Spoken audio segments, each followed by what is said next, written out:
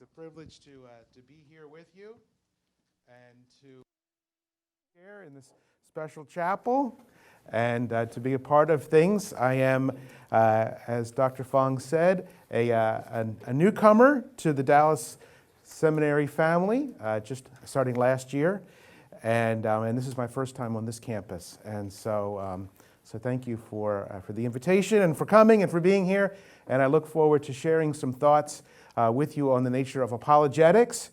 We have some interesting things planned. I want to speak from Acts 17, and then we'll have a chance for some questions. So I trust that you will be preparing some good questions. I'm a philosopher, and anytime a philosopher stands in front of somebody, all the other philosophers in the room make it their goal to try to ask the hardest questions that the person is stumped. So I expect you to try to come up with hard questions to stump me as best you can. That's kind of the game. So all right. So as Dr. Fong mentioned in the bio, Lisa and I, my wife is over here, by the way. There's Lisa. We love to travel. We love missions. We've both been missionaries. Lisa, before we were married, we were both missionaries. Lisa was in Japan for a year. I was in Russia for 3 years. And then we got married about 13 years ago. And so we also have led missions trips to Macedonia and to Italy. We've served together in India one summer, and so it's great. And so recently, not on missions trip, but just for travel, we went to Greece. And it had been one of my long-term goals to go to Greece and to see, to be in Athens and to see the place where Socrates and Plato and Aristotle walked. I've taught philosophy for a while, and to be there in Athens, to go to the Agora where Socrates taught, and to see that place was great. In fact, you can go to the next slide. There's a picture of me on the Areopagus, which means Mars Hill in some of your Bibles in Acts 17. So there I am. I was actually scared to death. That rock was very, very slippery from years and years and years of tourists walking on it. Those rocks were so slick, I was sure I was going to tumble off and end down in the valley below, but it didn't happen, fortunately. But there behind me is the Acropolis, not the best side of the Acropolis, but you can still see it, and that's the site where Paul gave his famous address. And so we were there checking it out, and it's a great place to stand and see the city. That view is I think, sort of taken. I didn't take that picture on the bottom, but that's the view of the city of Athens from that area.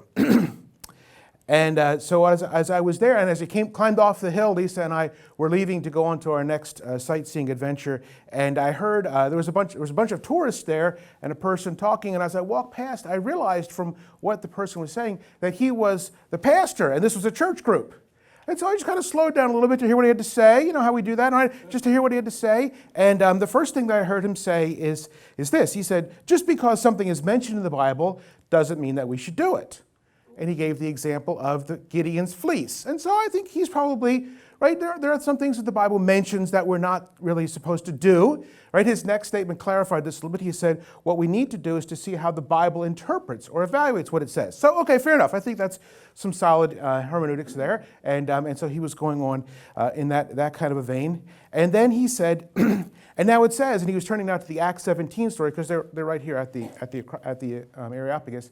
He says, and it says in the text that only a few were saved. And then that was the last that I heard, and I moved on at that point. And I don't know what he was going to say, but I have heard others make this same point and go on to criticize Paul's sermon in Acts 17 and say that it was a bit of a failure because Paul, well, he made some mistakes. And this interpretation goes something like this. Paul, of course, was a great missionary and preacher, but no one, of course, except Jesus, is perfect. And so when he got to Athens, he was so enamored of philosophy and the intellectual culture that he tried to incorporate this into his sermon. And so he spoke of the unknown God, he cited their poets, and he tried to philosophize with the philosophers. It was an utter failure, this interpretation goes. They mocked him, and only a few believed. He never planted a church there. And the lesson that we should learn, they say, is that we should just preach the Bible and avoid philosophy, science, pop culture, any kind of culture, and anything that dilutes the biblical message. That's what some have said. I don't know if that pastor is going to go that way, but some have said these sorts of things. It's my conviction that this kind of isolationist or even fundamentalist approach to ministry and witness is the very opposite of, first of all, how Paul operated, and secondly, how we are supposed to understand ministry and culture and how we're supposed to engage the world. In my time today, what I would like to do is to present to you a different model, an approach to apologetics and ministry that uses Paul's time in Athens as a model, and to think through how he engaged the world around him. And just by the way, in case you're wondering about that interpretation and how this works, here, let me give you quick three reasons why I think that interpretation of Paul's ministry in Athens is wrong. First of all, just because a sermon is not well received doesn't mean it was a failure. Otherwise, we'd have to say that some of Jesus' sermons were failures, and I don't think we want to go there, okay? So that's one. Two, the text doesn't say that Paul failed. The text, in fact, says that, yes, some mocked, but also says that some wanted to hear more, and it says it in a way that I think is positive. They were intrigued, and it does say that some believed. So I think a fair assessment is that the reaction was mixed. And thirdly, the text says, I think the small response maybe says more about the hearts of the people there than it does about Paul's methods. So anyway, enough for that. I see in Paul's sermon or his message or his address a brilliant adaptation of the culture and philosophy of the day for the purposes of apologetics. It sets the stage for a consideration of the nature of apologetics, and it also serves as an example of how to do apologetics. Let's go on and talk a little bit about apologetics, and I have a few points, 4 points. The first is that the word apologetics, you probably already know this, comes from the Greek word apologia, and it means defense, right? It doesn't mean, oh, I'm really sorry that I'm a Christian, but I have to share these things with you. No, it doesn't mean anything about being sorry, right? It's the word defense. And in the ancient world, one of the great examples is Socrates, who had to give a defense of his life and philosophy before the Greeks, and ultimately was convicted and executed for his work as a philosopher. One of Plato's great writings is Socrates' Apologia, his defense at his trial. Okay, so in that same sense, we are told in 1 Peter to give a defense, to be prepared at all times to give a defense of the faith. Two, I don't think that apologetics is so much a field of study as I think it's an application of what we learn to the task. Apologetics is more a thing that we do, a task, a goal, an action. We are to defend the faith. We're not just simply to study apologetics, but we are to do it. I think apologetics is best understood as taking all that we learn as seminary students and as Christians and as people, engaged in ministry, all that we learn from certainly the Bible and theology, but also philosophy and science and culture, and use that to make a defense. And so apologetics is an application, I think. If you would like to talk more about that, you could ask a question about that later on. I would be happy to talk more. I think apologetics is more than just simple evangelism. Again, the relationship between evangelism and apologetics is a complicated one. I think that they overlap, but I think that they are also different because I think apologetics is something that we can do with fellow believers. For instance, I would say in some senses that I'm doing apologetics with you as I'm trying to inform you and instruct you in the ancient philosophy and some of these sorts of things, and so trying to develop and strengthen your faith.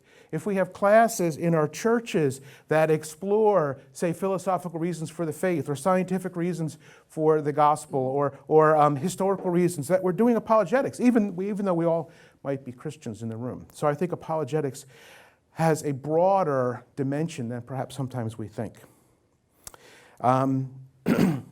A fourth point here is that the character of the apologist is tremendously important. I had a colleague just last year here at DTS stop me in the parking lot and say, and he was trying to, I think, see how well I could think of my feet, because we were talking about apologetics a little bit, and he said, I think apologetics is ruining the church.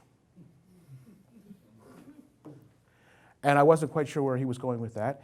And I thought for a moment, and I thought, well, maybe what he means is is this. And I told him this statement, which is what I teach my students.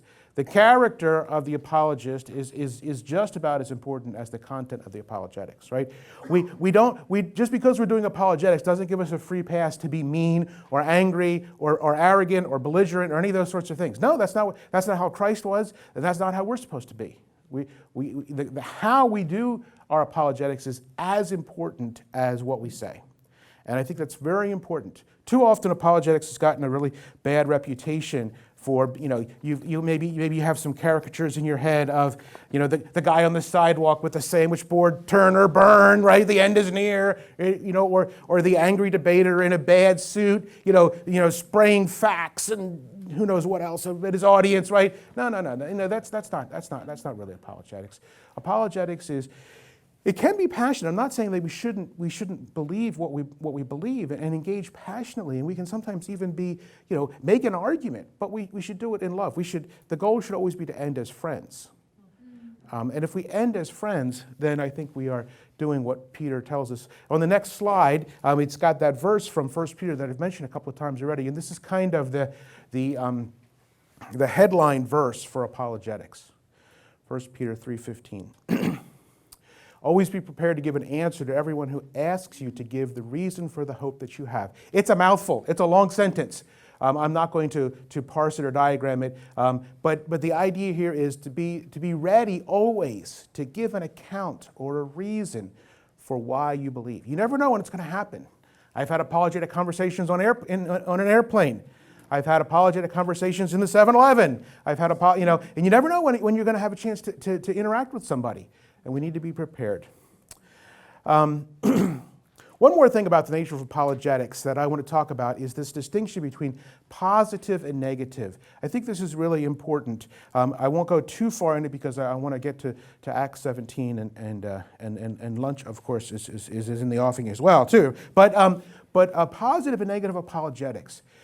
By the way, this doesn't mean good and bad apologetics. That's not what I mean at all, right? Both of these are things that we should do, the positive and the negative. Here's what I mean. Let's start with the negative apologetics. Negative apologetics, I think, is when we answer objections.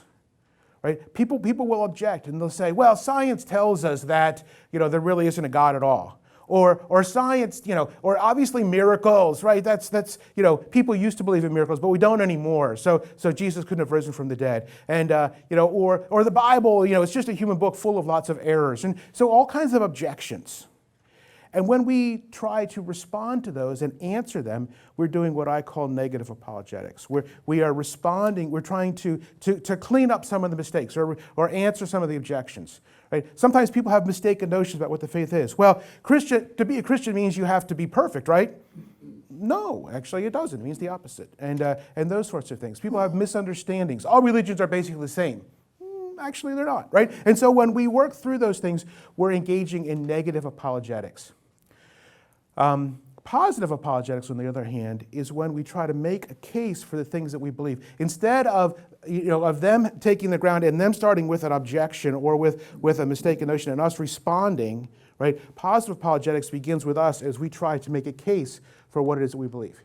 Here are a few reasons why I think that the resurrection is actually a really credible historical event.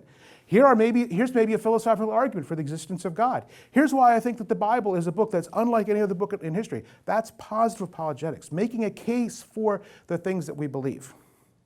It might be helpful to think of this in terms of a football team, maybe like the Super Bowl champion Eagles, right? In a football team, right, there is the offense and the defense. And they both have the same goal, which is to win the game.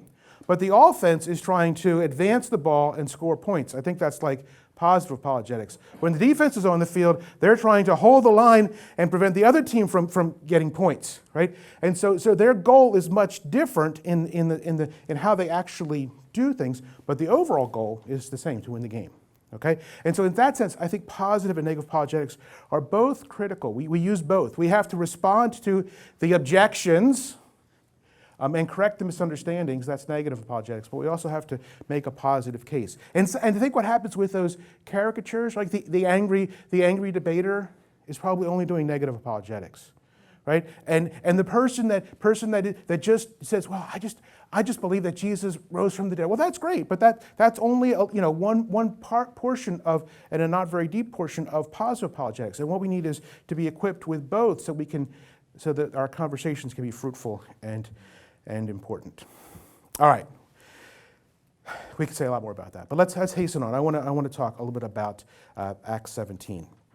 So let's open our Bibles to Acts 17 and this very famous speech that Paul gives in Athens, right? Having been there, I can imagine Paul's arrival in Athens. Athens is an amazing city full of statues and temples. Still is today. It was even more so in Paul's day. He would have arrived by sea. He would have walked up what they call the Pan-Athenian Way, which takes you right into the Agora, which is the marketplace where there would have been lots of people interacting together, buying and selling, and doing all kinds of business. He would have come right up and seen the Agora. Seen the Acropolis on the hill. A second century BC man by the name of Pausanias notes that all the temples that you can see, the Temple of Demeter, the statues of Poseidon, the gymnasium devoted to Hermes, great temples devoted to Zeus and Athena, right? Some of these still exist on the Acropolis and other places. And Paul, the text says, when he walked in verse 16, he was disgusted. Let's read a little bit of Paul's entrance into Athens in verse 16. While Paul was waiting for them in Athens, he was greatly distressed. Disgusted would be a better translation, to see that the city was full of idols. So he reasoned in the synagogue with the Jews and the God-fearing Greeks, as well as in the marketplace, day by day, with those who happened to be there. A group of Epicurean and Stoic philosophers began to dispute with him. Some of them said, "What is this babbler trying to say?" Others remarked, "He seems to be advocating foreign gods." They said this because Paul was preaching the good news about Jesus and the resurrection. Then they took him and brought him to a meeting of the Areopagus, where they said to him, "May we know what this new teaching is that you are presenting? You are bringing some strange ideas to our ears, and we want to know what they mean." And then Luke's little editorial here: all the Athenians and the foreigners who lived there spent their time doing nothing but talking and listening about the latest ideas. Okay, so here's the stage. So Paul comes in, he sees these idols, and eventually his speaking, he begins as he usually does in the synagogues, but his address catches the attention of these Stoic and Epicurean philosophers. The Areopagus, by the way, refers to that rock that I was standing on. That's called the Areopagus, but it's also the name of the council. And apparently there was a philosophical council that would kind of be the gatekeeper for new ideas. And they called Paul and said, "Listen, you're teaching these new ideas. We'd like to hear something about them." This actually is a reminder of Socrates, right? Because Socrates was called before just that similar kind of a council about 400 years before. And so perhaps Luke is hinting that Paul is like a new Socrates in this context. It's an interesting thought. But this it doesn't. Well, let's talk a little bit about these Epicureans and Stoics. You have on the handout that I gave you, it's on your chairs, a little bit about the Epicureans and the Stoics. Let me just hit a couple of highlights. These are two different groups. If you want to, you could think about the Sadducees and the Pharisees. It's a similar sort of dynamic, right? Two leading groups in Israel culture. They were religious thinkers, teachers of the law. They agreed about some things, disagreed about others, and they were back and forth. The Epicureans and the Stoics were similar, right? The Stoics are the majority, like the Pharisees. The Epicureans would be the minority, like the Sadducees. They agreed on some things, but they had a number of disagreements. The Epicureans were actually a fascinating group, really ahead of their time. They sound very much like the contemporary secularists and materialists of our day.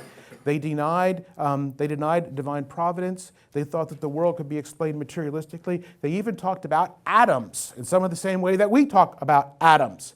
And so they denied this role for God. The desire of the Epicureans was to free the people of the religious myths that enslaved them. They also believed that our highest good was simply to pursue pleasure, and not necessarily an all-out hedonism, but to pursue pleasure, and not necessarily try to pursue an afterlife, which they didn't believe existed. That's the Epicureans. The Stoics were a little bit more, their philosophy had a little bit more in common with the Christian doctrine. They did believe in a God, sort of. They believed in the Logos, right? Which turns up in John chapter 1, this kind of pervading rational principle that exists through the world. In many ways, it's kind of impersonal. Think sort of like the Force in Star Wars, right? This force, this power, this principle, this rational principle that they could tap into. Sometimes the Stoics talked about this as a God, as a being. It's a large group, and it existed for a long time, and so there's some diversity in what they thought. But they were more favorable to the idea of divinity and providence, and they were also very well known for their ethical maxims that you can't control your circumstances, but what you can control is how you react to the circumstances. So if bad things happen to you, if your team loses a Super Bowl, or even worse, right, if you have a loved one that dies or a family member, right, you can't control what happens to you, but you can control how you feel about that. And so the Stoics were always advocating that, and that's why we still have this word today, stoical, right, a kind of non-emotional, very much under control response to the bad things of life. And the Stoics were well known for that. Okay. Again, much more we could say about them. The first encounter, though, with these philosophers didn't go so well, right? They called Paul a babbler. The Greek word is on the screen. It's a spermologos. It's a fascinating Greek word, as in my understanding, it only appears once in the New Testament. And it's kind of an idiom. It's hard to translate. You know, the word sperm is the Greek word for seed. And logos, of course, is a word that means a lot of different things from word itself or principle or idea. In this case, it seems to be an idiom that means something like seed picker, and it refers to birds, how birds will sometimes, land and they'll just start kind of randomly and without much thinking, picking up anything they see on the ground and hoping that it's food. Sometimes they'll pick up a stone or a straw or trash or debris or whatever, and they spit those out in hopes that they'll find, Doritos or something else that's good for them to eat. And so they called Paul this word because they thought that Paul was a bit of an intellectual poser, somebody who's just got a bunch of random little ideas that don't really make any sense, right? A little bit of this, a little bit of that, a little bit of this, and a worldview that is really unstable and pretty superficial. It's interesting. I think that we have a lot of these kind of people in our world today. People who go online and find a little bit of this, a little bit of that, or they listen to somebody on the radio or the TV and they see this and they have a worldview constructed of all these miscellaneous little bits, right? I think we have a lot of spermologos in our world today, kind of a precursor of a sort of postmodern approach. They also accused him of worshiping false gods. It's really interesting. It says, if you look at the text closely, it says, they accuse him of preaching false gods, and then names them. Jesus and Anastasia. And if you're puzzled, you should be, because, of course, Anastasia means resurrection. They thought that when Paul was preaching resurrection, that he was preaching a god named Resurrection.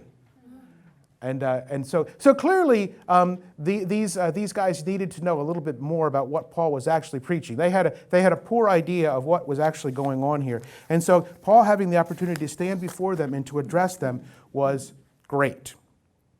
So let's turn to the sermon here, the address, and take a look at them.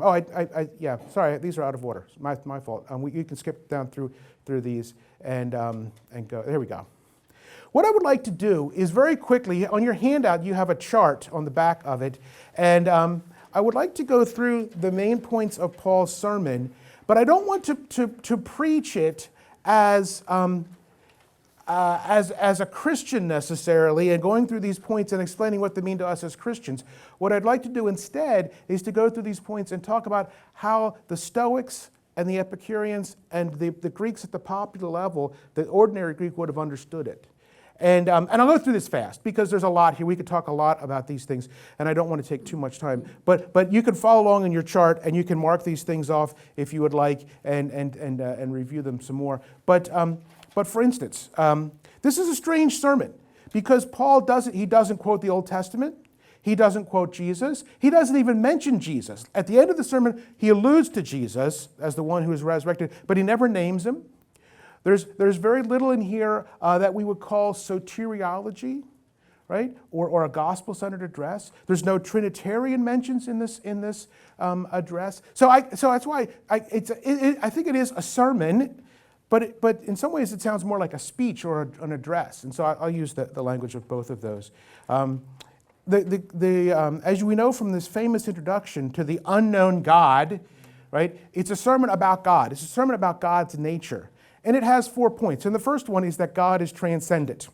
And the text says, the God who made the world and everything in it is the Lord of heaven and earth, and does not live in temples made by hands. And he is not served by human hands as if he himself needed anything, because he himself gives all men life and breath and everything. This is the first point, that God is transcendent. He has created all. He doesn't live in temples. He is self-sufficient. Now let's take that first one, the first subpoint, that God has created all. And you go ahead and click it. The crowd, right? And by the crowd here, I mean the Athenians, who were not necessarily philosophers, who went to the temple, who worshipped the gods, who were concerned about Zeus and Athena and Hermes and all the rest, and gave sacrifices and other sorts of things. And when they see that God created all, well, they kind of thought that their gods only the Athenians were really created by God, and the rest of the people, the barbarians, well, who knows where they came from, right? The Greeks had a high level of ethnocentrism. They thought that they were special and the rest of the world was not so much. And so they were okay with God creating them, but maybe not all the others. The Stoics did believe that God created everything. Sure, they were okay with that, but the Epicureans said no. No, God doesn't have, if there is a God, he's not provident. In fact, they weren't really even sure there was any gods. So even right off the bat, we see the diversity of opinions here. Right? When they said that God doesn't live in temples, the everyday Athenian would have been offended, right? They built all these beautiful temples so that the gods can be there. And you're telling me God doesn't even live in our temples? It would have been a hard point for them. Now, the Epicureans, they would have said, yes, we agree with you, because they're trying to deny these religious myths. And so they don't think the gods live in the temples either. And they think that temple worship maybe is a little overdone. And so God doesn't live in temples. How about God is self-sufficient? Well, the everyday Greeks would have thought that the gods need worship, that they need what we bring to them. The Epicureans, though, would have believed, that if there is a God, yes, he's self-sufficient. The Stoics, I think, would have been a little, it says no on the screen. It could have been yes and no, right? The Stoics would have, if they believed that there was a God, and they typically did, they would, if he's impersonal and just as force, well, then he doesn't really need anything from us. So they might have agreed that God is self-sufficient. So, but even in this first point, and I'll go through it quickly, you can see a wide variety of answers, right? Paul's, what sounds to us as relatively simple preaching, is impacting his hearers in a lots of different ways. They're lining up in different sorts of ways. They don't all agree. Let's go to the next point. God is providential. In verse 26, it says, "From one man he made every nation of the world, that they should inhabit the whole earth, and he determined the time set for them and the exact places where they should live." Providence. We can go ahead and put all three of these answers up. Look at the Stoic column. Yes, yes, yes, right? This was one of their favorite doctrines. God is providential. And they would have definitely agreed with everything Paul is saying here. Yes, yes, yes. God is provident. God is in charge. God is doing things. God is creating a world for us. God is taking care of us. God is all these things. And the Epicureans are just as firm, no, no, no, right? They don't believe any of these sorts of things. These are the myths that they want to try to break. And the Athenians are back and forth a little bit. Certainly the last point, that God governs all people, right? Again, for them, the Greeks especially, the Athenians are special. So they would be surprised to know that God is concerned about people in other places of the world. But the stark contrast between the Stoics and the Epicureans is a point worth noticing here. Let's hasten on to the next set of verses, 27 and 28. God did this so that men would reach out to him, and perhaps the men would seek him and perhaps reach out for him and find him, though he is not far from each one of us. For in him we live and move and have our being. As some of your own prophets have said, we are his offsprings. If you've studied this passage a little bit, you know that Paul is quoting two of the Greek philosophers, Epimenides and also a man by the name of Areopagus. These were apparently well-known sayings, well-known maxims that he's quoting. He could very easily have quoted the Old Testament. He could very easily have done that. There are verses in Deuteronomy and Daniel that he could have quoted, but he quoted the Greeks because he wanted to connect with them, right? How about this first one? God is near enough so that we can seek him. Well, the crowd would have said, sort of, right? I mean, they expected that if they think that the gods live in the temples when they go there, yeah, there's the gods are there. So in a way, he's near. The Stoics would have said, yes, he's near, but in this impersonal way, right? We're not going to meet him, but we can maybe learn about him or maybe connect with him in this internal way. And of course, the Epicureans are going to say no. Our being is with him. Once again, we have a similar kind of a dynamic. One of the things that's fascinating about this discussion between transcendence and immanence in God is that as Christians, we believe that God is with us, but not necessarily with him that we're going to meet him in the temple, but that he's in us, right? Paul's text says he is close to us, that we can seek him and maybe even find him. We believe that God is close to us in our hearts. We can seek God within. That's not what the Greeks thought. This would have been new teaching to them. Maybe the Stoics would have been the closest to this idea, but it would have been a new teaching to the everyday Athenians, and of course the Epicureans would have been far away from this. God is our Father? The Epicureans would have been very puzzled by this idea. There is in literature references to Zeus as father, so this would have been a point that would have been easier for some of the Greeks to grasp, but for the Epicureans, not so much. All right, one more of Paul's points. God is judge. In verse 30, Paul says, in the past God overlooked such ignorance, but now he commands all people everywhere to repent. For he has set a day when he will judge the world with justice by the man he has appointed. He has given proof of this to all men by raising him from the dead. Here we see Paul making a turn, which I want to highlight in just a little bit, this turn towards the gospel. This sounds much more like the gospel message.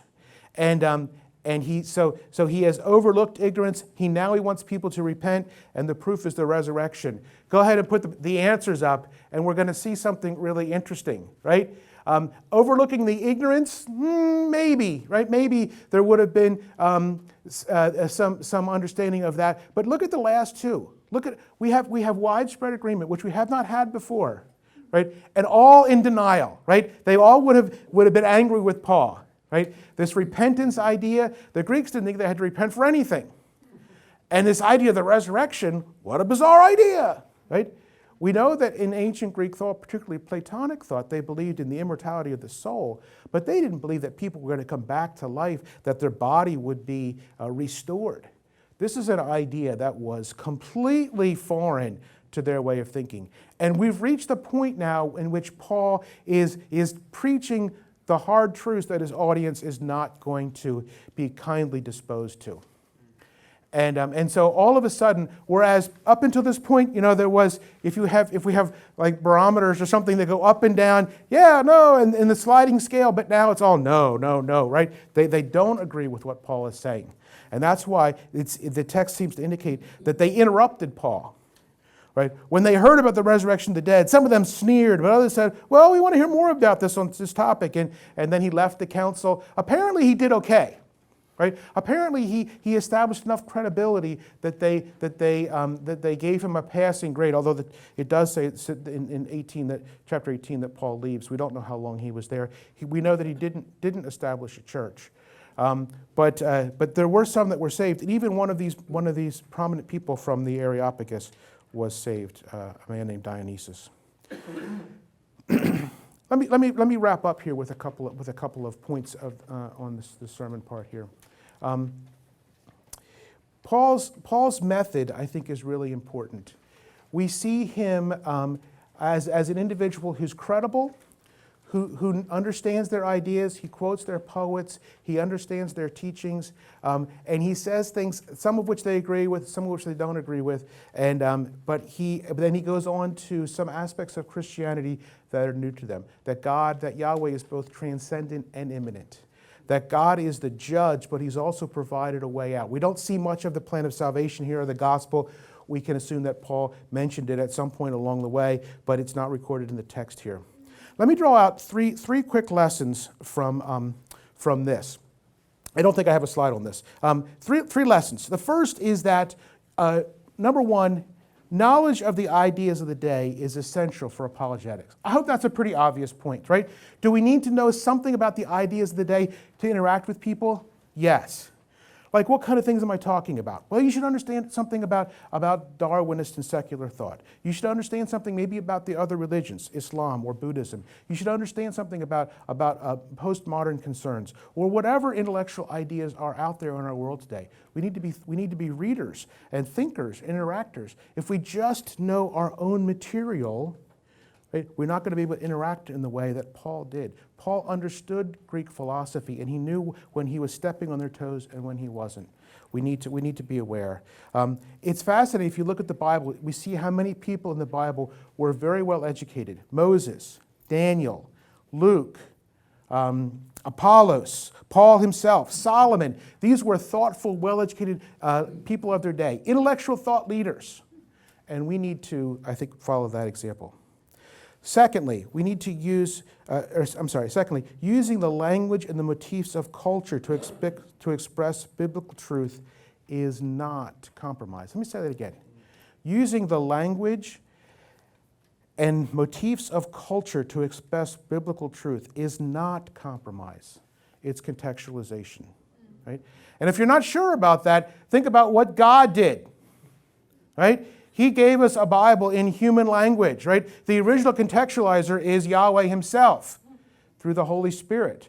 And when we take the ideas that we learn and put them in the language of the culture, we are helping them to embrace it, right? Paul could have quoted Daniel or Deuteronomy in some of the points, but he quoted Epimenides and Areopagus, right? And we should do the same thing. We should do the same thing. I'll follow up on this in a little bit. Thirdly, and this is maybe my most important point in terms of an application, there is, I think, a third way that we need to follow in apologetics. I think a lot of times as Christians, when we interact with the world and we're trying to engage with people who are not believers, we want to begin by talking about the common ground that we can establish, and that's good, right? The areas in which there is common ground, commonality. Paul clearly does this, and so we want the things that we affirm together. That's great, and then, but we also have to find that there are things that we need to critique, right? This sounds like the positive, negative apologetics I talked about, right? And so there are things that we want to critique. But what Paul does in this sermon, and what I want you to see, is that Paul is not content just to establish the common ground or just to critique, but he moves through those, past those, into a third place in which he presents the ideas of the gospel that are new to them. Right? There's something further. It's not enough just to affirm, hey, we're all buddies. We agree that there's a God. Yay! That's nice, but there's more. Or we don't just want to be, the negative. Well, you believe this and that's wrong. I think we need to challenge people. But what Paul does is go past that to talk about the ways that the gospel is different. And when he talks about the resurrection, this is clearly that kind of thing, right? The resurrection was a flashpoint, and some of them were like, oh, no, I can't hear anything more about this. You're done. I thought there was hope, but it's over. You're finished. Okay, that's fine. That's not our responsibility. That's theirs. But some of them believed, and some of them said, I'll hear more about this.